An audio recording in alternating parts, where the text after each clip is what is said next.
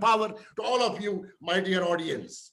Madam Ritu Maheshwari, I will call Ritu as rich, intelligent, talented, uniquely. I repeat, rich, intelligent, talented, uniquely, is a 2003 batch IAS officer of Uttar Pradesh cadre. She is widely known for being a highly efficient officer who has made it a habit of transforming the districts and the departments in charge of her. Before taking over as CEO Noida in July 2019, she was the district magistrate for Ghaziabad. In a very short span of time, she made visible changes in the vibrant city. Her staunch action to ensure encouragement-free Ghaziabad has been widely applauded. As soon as Madam Ritu Maheshwari officially took charge in Noida, the bureaucrat detailed her priorities in her goal of turning Noida into model smart city of the future. She said on that day, her focus would be on putting people first and making every service citizen-centric.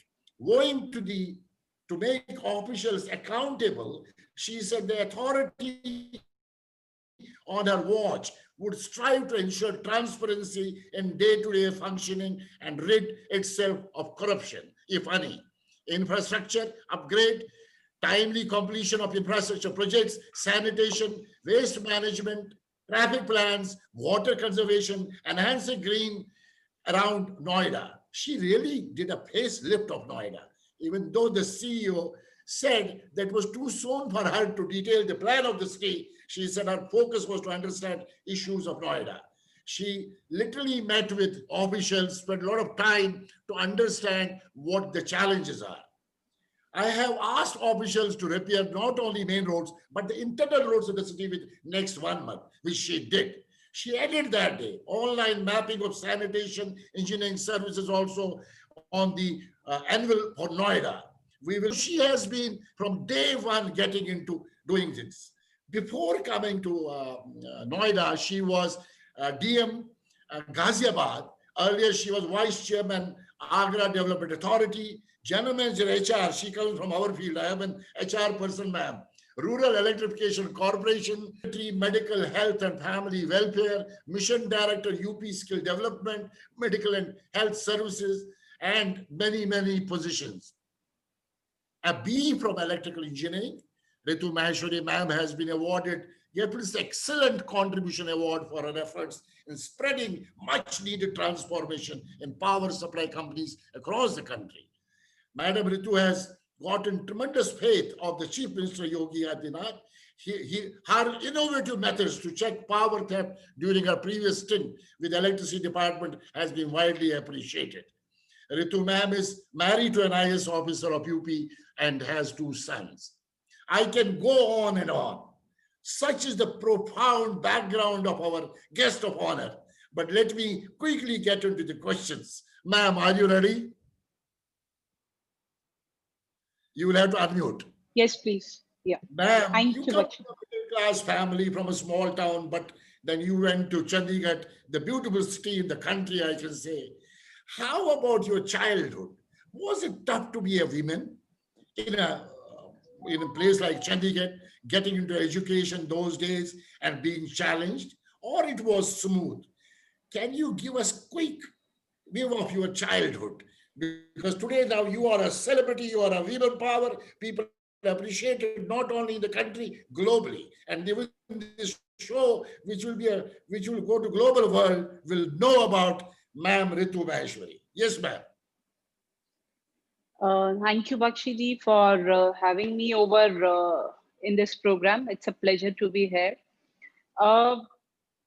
I would say I didn't have a very tough childhood, and I've been fortunate enough to be born and brought up in a good family.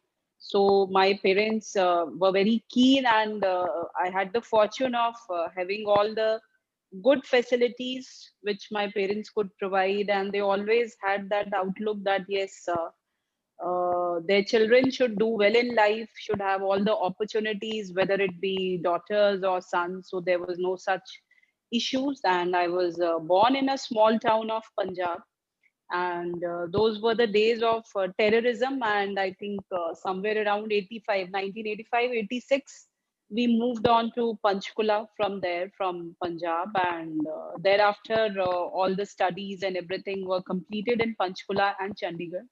And I believe these two cities are one of the best in the country. So definitely in terms of, infrastructure or facilities, the days were not tough. Yes, but of course, a transition from a small town to a big town, and uh, I would say the earlier years were a little tough. I started in Punjab in a Punjabi medium school, and when we moved to Panchkula, then I moved on to a Hindi medium school first. Then after 2 3 years, I moved on to a English medium school. So there was a slow, steady progress. But yes, of course, the normal kind of challenges which a lot of people face, they were not there, and the parents were always very helpful and supportive, and they always taught me to dream big, to do well, to to be sincere in the efforts wherever I feel fit. And I believe by the grace of God and by their wishings, whatever I dreamt of, in fact, whatever they dreamt for me and whatever I dreamt, I learned to dream and I learned to think of, I could achieve mitigating all kind of challenges. Ma'am, did you plan your life or it was just going forward, moving into Um, civil services, putting your best? How did it? Was a planned one or?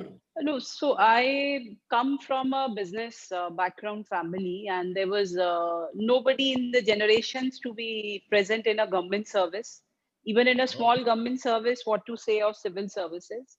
So, but my father always wanted, he always had that hinge that, she can excel somehow in civil services. So he was always from the very outset after me for civil services. So as I grew up, I took up engineering, thinking that I had a good mathematical and scientific mindset, and so I had it in the back of my mind. But it was only after I graduated from engineering, I got a job also in TCS. It was only also, though it was there at the back of my mind and with my father nurturing that, but the real preparation or the real, real thought to implement it actually started after, in the last year of my passing out from Chandigarh. So, the leanings were there, but the final decision to jump into civil services came a little late. So that was towards the end of my all engineering, and once I had been offered the job, it was at that stage I decided that I would not like to go into private sector, and if at all I have to do a job, it will be either civil services or I'll set up a business of my own. That is what I felt. fantastic. But how about your journey as a woman, where in the civil services, where there are challenges of men dominating the area? And that too, when I see your positions from Lucknow to Prayagraj to Ghazipur to Meerut to Kanpur to Shahjahanpur to Meerut again to Lucknow to Pilbit to Firozabad to Agra to Ghaziabad and finally to Gautam Buddha Nagar. So you have moved around all the tough, difficult cities and towns of Uttar Pradesh. How was this journey moving from one place to other place, new assignments, new jobs, new roles, and how did you manage? What an amazing journey it must have been. The women especially would like to know very clearly because there are a lot of women power hearing you. As a woman, getting into these towns and cities and making an impact, making a difference. It's not just being a government servant and doing. Wherever you went, you made an impact. People talk about you. How was it? So the journey has been really very exciting, and I would also share the kind of background, because I worked mostly in Uttar Pradesh. That is the cadre I have been allotted in the civil services. So coming from a different state which had a different cultural background to UP was the first shock. So all states are different, and Punjab or Haryana and UP are slightly different. And then the second shock was, of course, the civil services. There are a lot of challenges. I completely agree. And the challenges, whether it be male or female, the challenges which civil services offers are immense. At the same time, the opportunities and the kind of exposure we get, that is immense.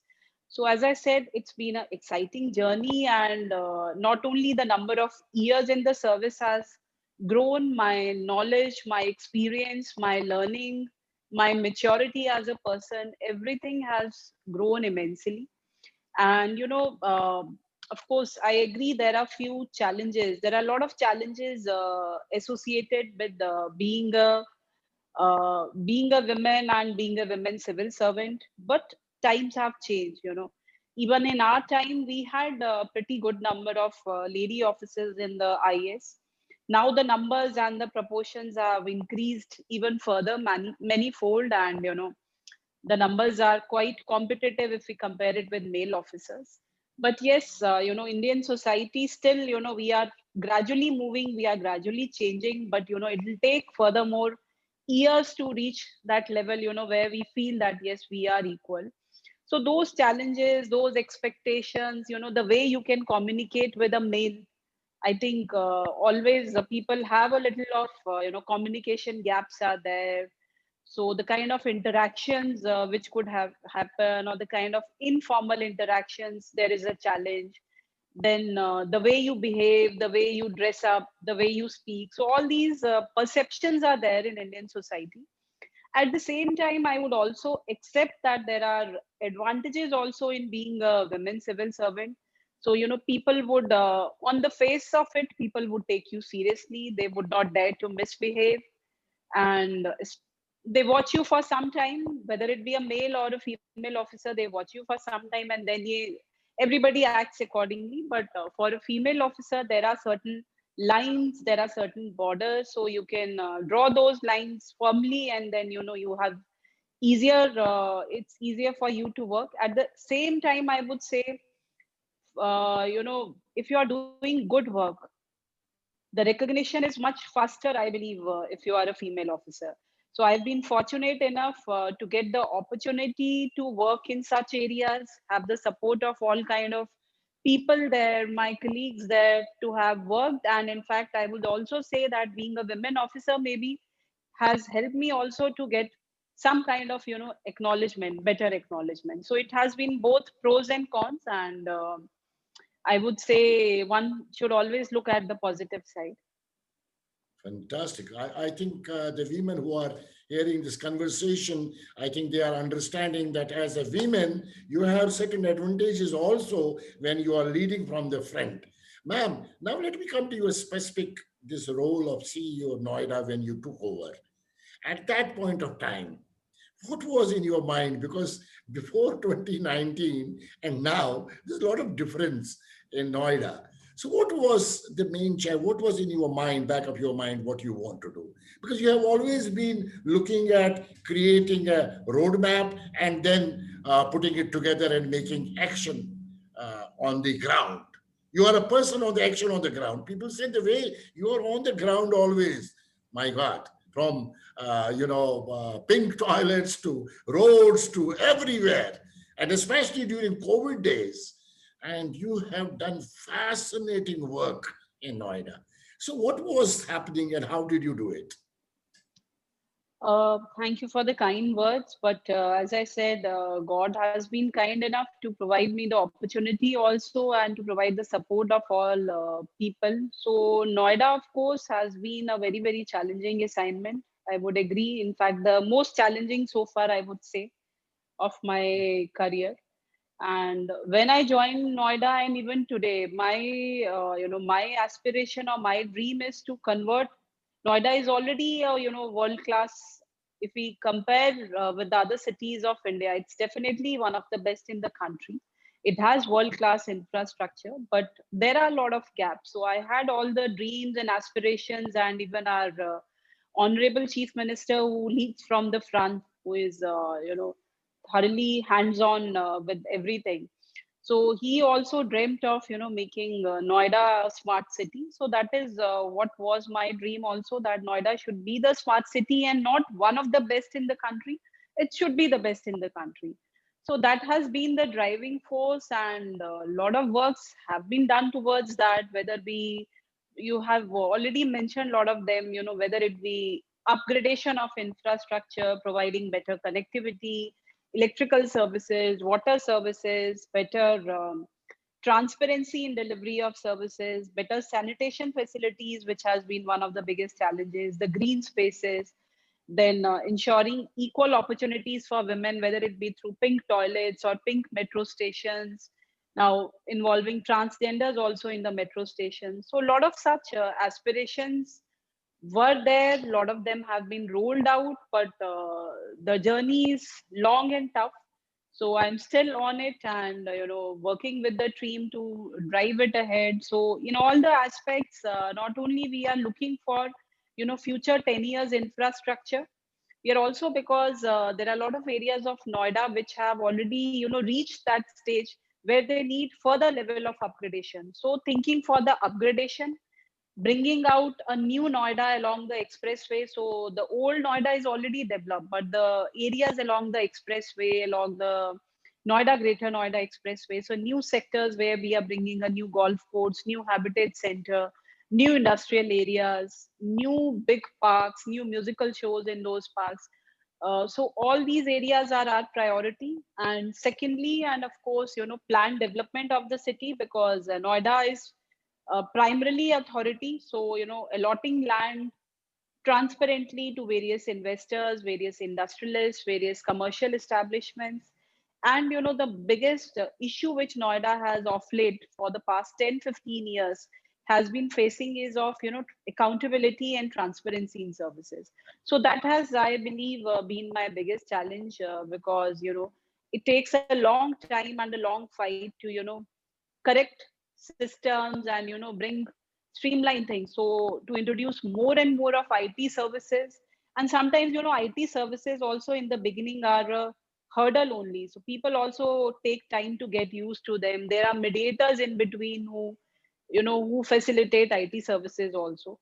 So all these challenges are what I'm trying to deal with. I've overcome a few and trying to overcome others. Very great. I mean, it's very powerful journey. As a woman of substance, I call you, women of elegance. Where from you get this energy and passion, this madness to get into this kind of excitement? Where from you draw this energy, ma'am? Because for me, when I look at women, my first women power in the country and globally is Dr. Kiran Bedi, who has been my mentor, and we do a lot of leadership programs together globally. And starting from there, she has been part of this program, number one. And then I look at all of you, and especially when I look at Noida and yourself, this energy, this passion, this madness. What is your inspiration? What's your motivation, Fit? No, Who I think motivates? it is. It's very hard to. Hello. Yeah, is it audible, Pakshi? Yeah, yeah, Hello. yeah. Go ahead, Yeah, go yeah. ahead. So I said that it's very, yeah, yeah. It's very, very hard to say where I draw inspiration from. But hello, Yeah, yeah, it's okay. hello. Yeah, it's Yeah, yeah. okay. So yeah, yeah. So it's basically, I believe it is self-driven, and one should have the passion to excel and make a difference in whatever field one is. So I believe I have that passion. I don't know how far it is true, but I believe I have that passion, and I try to put in the best of my efforts, whatever opportunity has God given me, whether it be Noida, whether it be Ghaziabad, or whether it be Ghazipur. So that passion has been keeping me moving on. And as I mentioned earlier, also, it's been the grace of God, my parents, and now my family, my immediate family support, because with these kind of tough places, these are very, very demanding assignments. And the family also, one has to take hand on hand. So I would say that, all have been very, very supportive, and that inherent passion to excel has always been there. In fact, that is what drove me towards civil services. I always wanted to do something challenging in life. So, coming from a comfortable background, comfortable business background, that option to settle down well and, be married and just settle down well was always there. But that is what I was not looking for. Yeah, as a woman, again, I'm coming to the same question. When you are married, your husband is also an IAS officer in UP, you have two sons, you have a family, you are a bahu at home, you are a daughter at home, you are a mother at home. And then on the road and in your office areas, wherever you go, you are the CEO. When I look at you and when I look at the CEO of Pepsi, Indra Nui, her mother used to tell her, oh, don't worry about it. Here you are a daughter, and here you are wife, and here you are mother, and you are daughter-in-law. And I'm looking at you and doing so much on the road. Pasina Ara, of course, people have watched you, and you have been so tough taskmaster also when you talk about transparency and accountability, which you have created in Noida, because people have been talking about it. I have talked to at least 15, 20 people last 15 days about the transparency and accountability, as well as the roles you have given to people and the way you do the review mechanism. They say they're sure about it. I mean, how do you manage between the family, between your kids, between husband, between roles, getting on roads all the time? And we all have 24 hours in common. It's how we use it that makes a difference. What makes you So to do that? yeah, I think I have already answered in the last one, but I have been very fortunate to get family support. My husband also being in the civil services, so he is very, very supportive, and I'm not from the place, but he, so inducting me into the culture of UP, and the initial, I would say, my initial days in UP of my service were like a trainee to him only, because he's from the place, and he's from a government service kind of a family background. So it was much easier for him. So definitely it has been, my intense support of my family and children. And of course, once at home, I try to, give the maximum possible time. I would not say the maximum time, but qualitative time for family.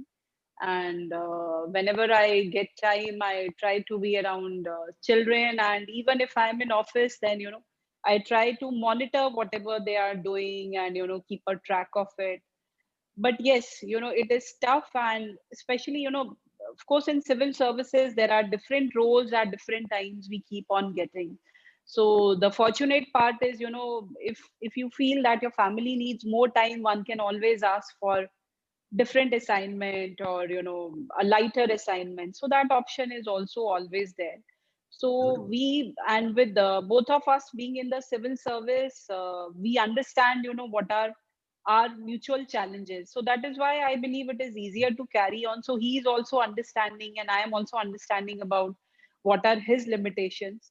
So that way it is easier. And depending on the stage our children are, or where we are both placed, we try that, to be nearby each other, or to be, supporting each other in a way that the family is not affected, and our children also get whatever best they deserve. Though of course there are compromises, and the quality of time or the quantity of time other parents, or other homemaker mothers would be able to spend is definitely different.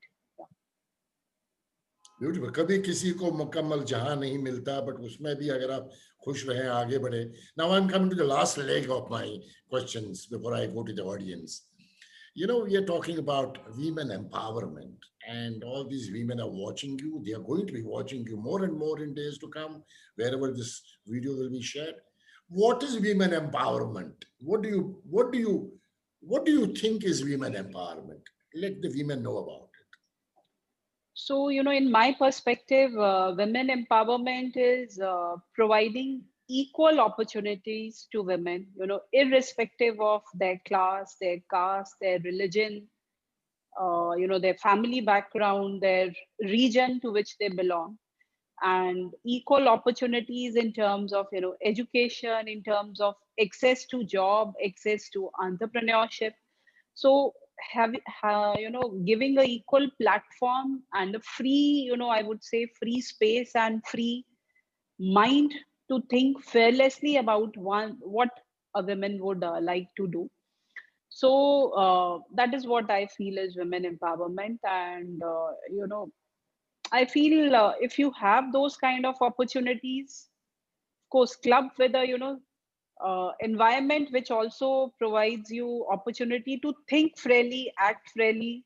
So that is women empowerment. Then you are equally placed and equally based to pursue whatever you would like to pursue. So that kind of opportunity should be there. Not necessary that all women would like to pursue a civil services or pursue a very ambitious career. So, or there are few who would like to be happy being a homemaker. There are few who are happy being a teacher or being an engineer or being a artist or being a dancer. But opportunities to pursue what one's passion is there, that should be there. And that platform to think that you can, you have the freedom to pursue. So you should also be able to think that yes, एक तो है कि आपको मिला नहीं, दूसरी बात है कि आपको मिल रहा है लेकिन you have not been able to dream that kind of thing. So all these opportunities should be available to women. That is what is women empowerment in my understanding. Thank you so much for sharing your thoughts.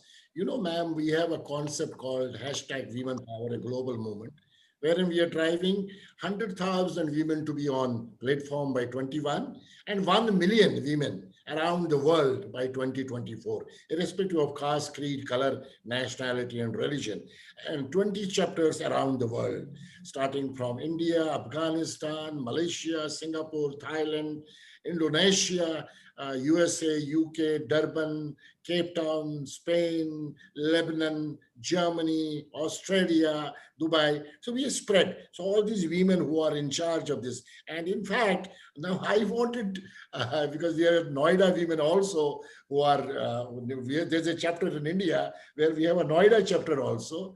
We would like to have your commitment to support this women power concept. Do we have your support on behalf of, Surely. by the way, Yeah, I am driving it.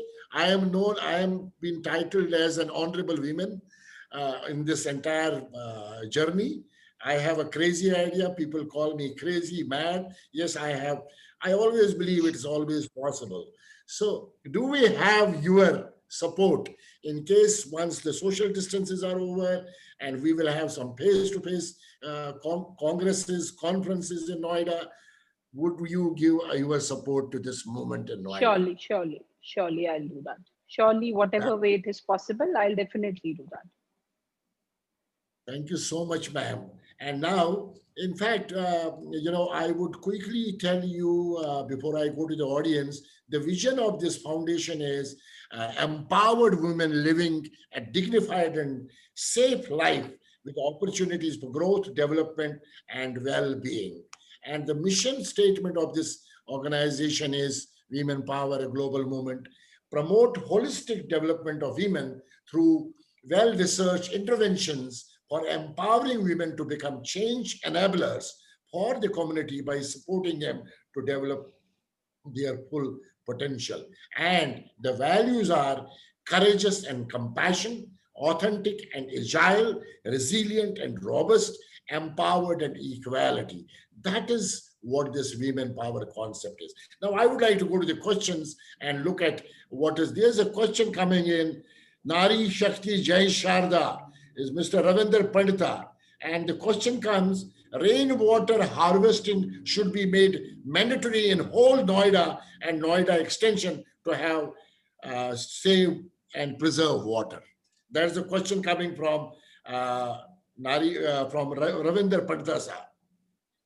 Yeah, so I I would like to share with the audience that, already rainwater harvesting is a mandatory part of all the building norms.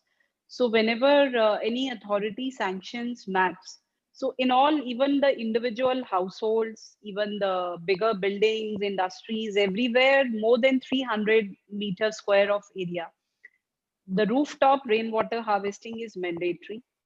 So the maps are passed with that thing, but generally people do not follow it. That is also a truth. The bigger societies, whether it be group housing or bigger establishments, authority teams go and check out how far it is being implemented. But it is practically impossible to, monitor and ask each and every household. So all, literally the civil society also has to work towards making people aware, because India, we are still in a very, very regulatory kind of a mode. So whenever we see any violation, we look at the government. So we do not look at ourselves that, we have violated, and it is not only my neighbor who is doing it, I am also doing it, whether it be encroachment, whether it be taking out that extra green cover in front of my house, or whether it be bypassing the meter. So there are, I believe, certain habits or certain things which are intrinsic to our culture, and we all are a part of it. So, but yes, as far as the government norms is concerned, it is a mandatory part. And as far as authority is concerned, all our buildings and all our parks have a provision for rainwater harvesting. There are issues there also that, off and on, because maintenance is a big issue everywhere. So we also have issues where there are certain systems which keep on failing, and we keep on rectifying them. Very great. There's a question coming from Bob Singhal from Bangkok. He's our Bangkokian. A lot of my investment, unfortunately, in property sector are stalled because of various reasons. I don't know. I think it's a very specific question, Bob, so far as Noida is concerned. Yeah. Can I? So, yeah. Real Bob estate. has a question. I can put Bob on. He can ask the question himself. Bob, you can talk. You can unmute yourself and talk. Bob? Yes. Okay. Can you hear me? Yeah, Bob, go ahead. Bob. Okay. Yeah, go ahead. Okay, ma'am. Sawasdee Krap. Greetings from Bangkok. And my name is Sudhanshu Singhal, and I'm a mechanical engineer from Chandigarh. And almost a similar life, moving from Wonderful. doing Chandigarh. Then I belong to Meerut, basically. Mr. Bakshi, can you hear me? Yeah, we can hear you. Go ahead. Okay. Ma'am, can you hear me? Yeah, it's audible. Yeah, Okay. It's audible. And then moved on to eventually to Bangkok. And as I couldn't complete the questionnaire for you, I'm sorry for that.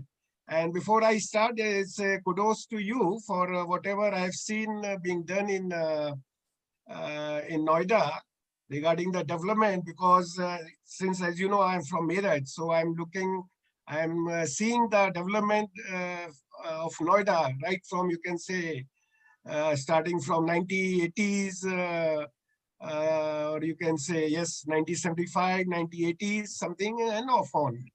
And eventually coming to Bangkok, I tried to invest maximum in Noida with a view that was the upcoming nearest city to my hometown, Meerut. But unfortunately, as I say, I made 3 investments in Lotus Boulevard, and then one was in this wave in Sector 18 with the Ponti Chadda Group, and then one is in the JP, Wish Town. And unfortunately, all 3 projects got stalled and nothing is happening. You know about NBCC taking over the JP project, and then Jaipuria taking the stakes in the Lotus Boulevard in Sector 100. And then, of course, Ponti Chadda in Sector 18, that wave. So could I have some consolation as a Noida top person, a government person, to give some sort of consolation so that, we can have a bit of sound sleep? Yes. So as you yourself have, mentioned that all these three projects, rather the first two projects, are being taken over by one or the other group. So I believe that is one consolation that, JP project has also moved on, and, government has decided to step in. So NBCC has been brought in not only in JP, but also in projects like Amrapali. See, a lot of these things are associated with they are not really under the control of Noida Authority, in the sense that the last 7-8 years, especially the real estate sector, has not been, going in a very big way. At the same time, there are a lot of projects which have been completed also, but few of the projects, there have been a lot of diversions of money also. Noida, I hope I am audible. Yes, Yeah, yes, please go yes, ahead. ma'am. So Noida Authority on its part has been, trying to facilitate builders also, and the perspective has always been, to facilitate home buyers. So whether it be providing, facilities to pay in installments, whether it be facility to have registries done tower wise, flat wise, reschedulement. So all those options have always been made available. So few projects have been able to avail that and, come out of it also, but there are many more which are stuck. So with the COVID has made the problems even, tough, but the government is, on it, and lot of, reliefs in the way of lower interest rates to the builders, also providing free time extensions to the builders so that they complete the projects. Government also recently launched a policy in December, where if projects are completed by next year December, then, time extension was provided free of cost to all the builders. So the emphasis is that the projects get completed and handed over to buyers. But there have been issues, and the issues would take a little bit of, it will take time. As a, as a citizen, and as a, had I been a buyer, of course I understand the kind of problems all investors are facing. But I believe with the government intervention, and, as a part of authority, our priority is not only to complete the projects, but also to recover government money. But, when buyers' interests come ahead, then, we had to forgive almost 2,500 crore of our money, which was due for Amrapali, has completely gone. So, government has taken drastic steps. The Supreme Court has also been, listening out to builders. So I think with JP and Amrapali moving on, the other projects would also see the day of the light. And even in the Lotus project, or there are other projects also with the reliefs. Few reliefs have already been provided by government, and few reliefs are expected to be provided soon by Supreme Court. So I believe those projects where there is a scope, where the builders are there and willing to take it ahead, there they would see the day of the light. And it is, the projects have been delayed, there is no doubt about it, but they would see the day of the light. Also now, with RERA being there, so government has already set up the regulatory authority RERA, which hears to the grievances of the buyers, and, tries to take a practical and a solution and a view, and also imposes penalties on builders. So with that framework being there, so already the government is working the best to ensure that flats are delivered to buyers. Okay, that's Very- quite a good knowledge. And just to continue, and a small request from you, ma'am.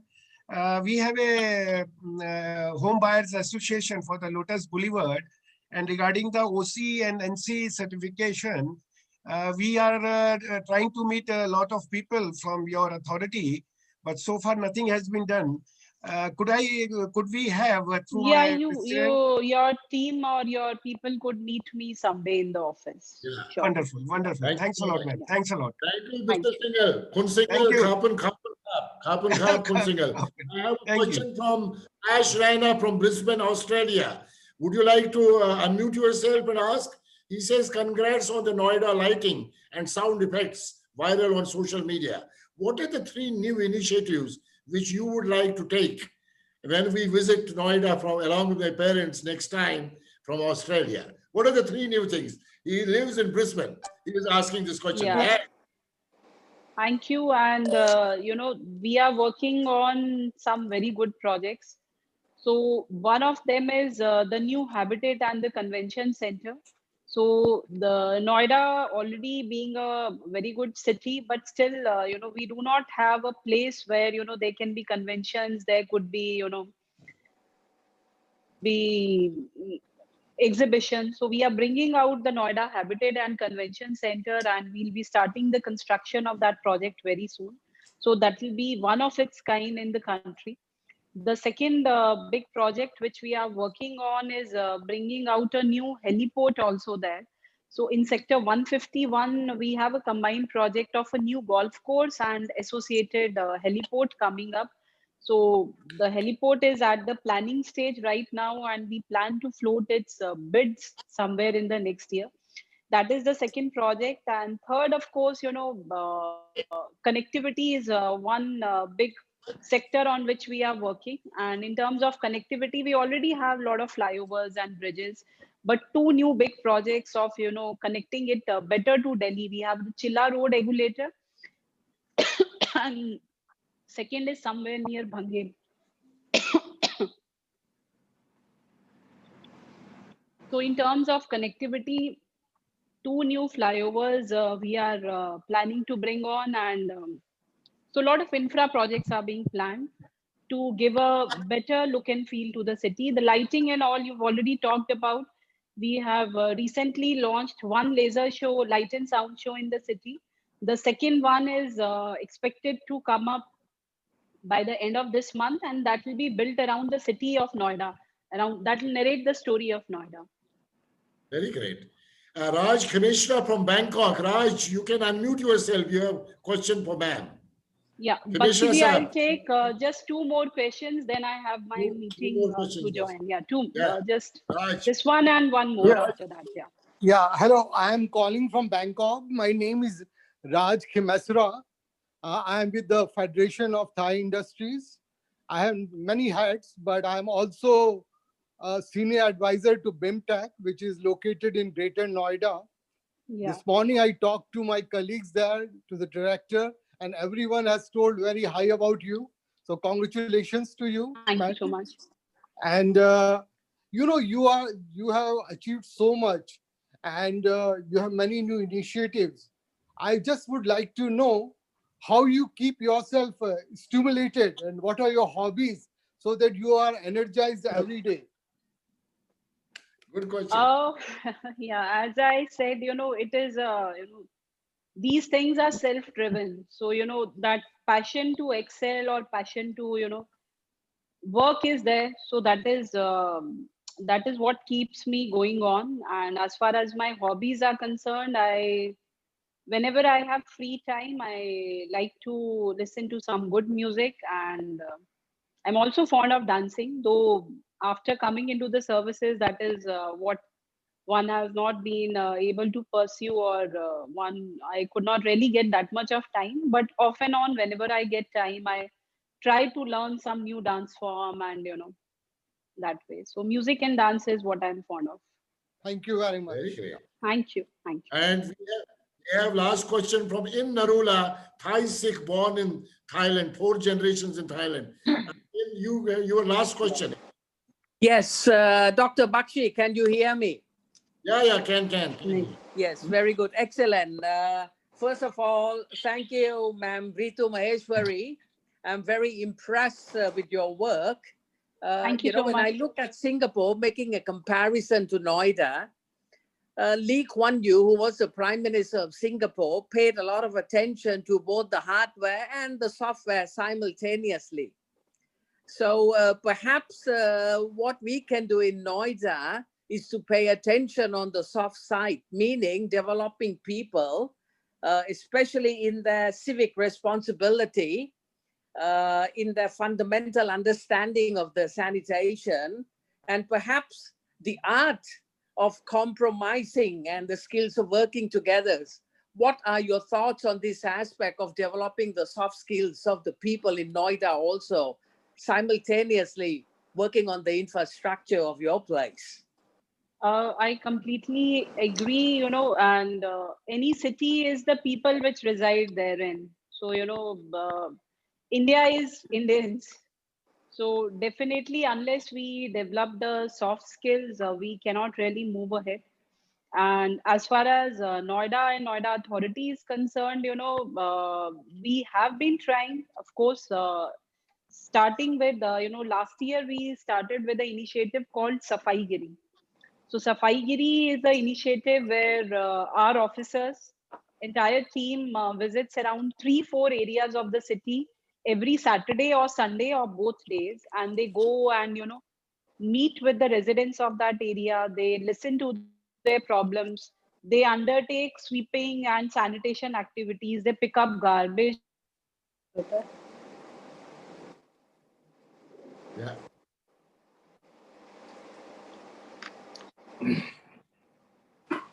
Yes, go ahead, ma'am. Hello. Park hygiene. Yeah. So all these things. Yeah, is Yeah, it yeah. audible? Yeah, is it Yeah, yeah. audible? Yeah, go ahead. Yeah. So Safai Giri has been one initiative where we have been trying to make people aware. We distribute home composting kits. Then off and on, almost every month, we have an interaction session with the residents associations, with the villagers. Now with COVID set in, we have turned all these things online. So Monday, we have a meeting with the villagers. 10 villages I'm meeting on Monday, again on the Zoom platform.